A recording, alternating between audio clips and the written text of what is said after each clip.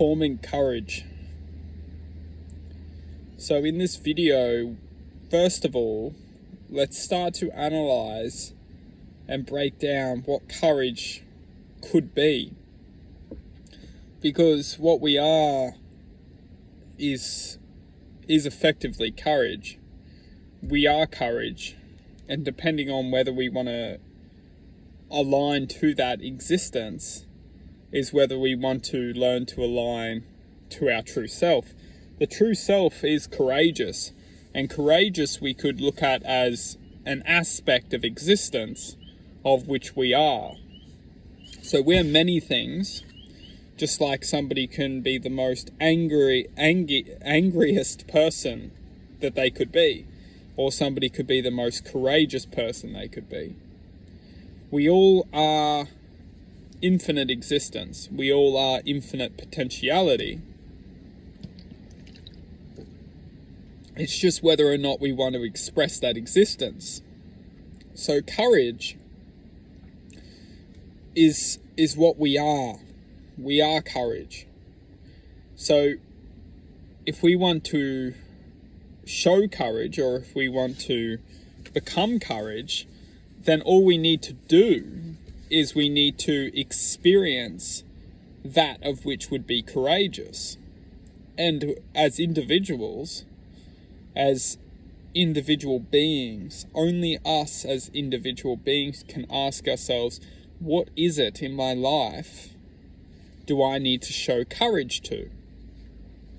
And the way we do this is by seeing potentially what the fears are in our lives.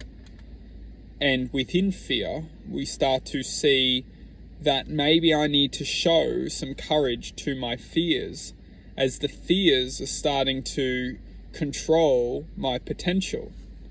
The fear is starting to weaken my potential.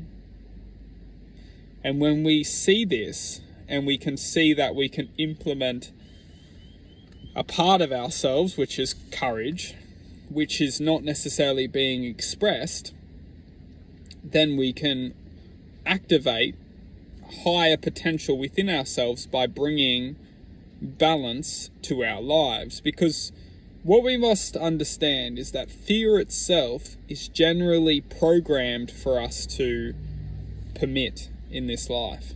Is that fear is actually not necessarily a product of our true self. And when I say this, we must look at instinctual awareness as being our first point of guidance. Is our instincts, and naturally speaking, our first point of guidance within this reality. We feel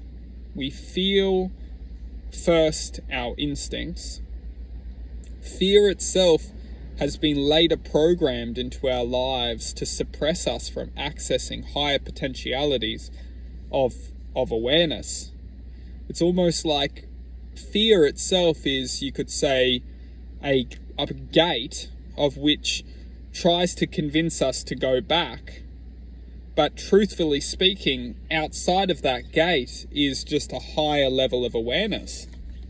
And we can all access that awareness as long as we choose to not accept fear. Because instinctually, we are protected within our instincts. We can see, oh no, that doesn't feel good. I don't trust that. I don't feel safe. I don't feel like that's a good idea. Instinctually, we're protected. And fear is actually just a form of limitation which tries to suppress us from achieving something which we could achieve. So when we're trying to formulate courage, what's very important is to see that as long as we have our instincts, we can let go of the fear. Because fear will ultimately try to block us out from achieving what we want to achieve. And the courage is to let the fear go and to move forward within achieving our potentialities. And we can all do this by comprehending and trusting in one's guidance. showing strength, forming courage, implementing change, experiencing the reaction of that change.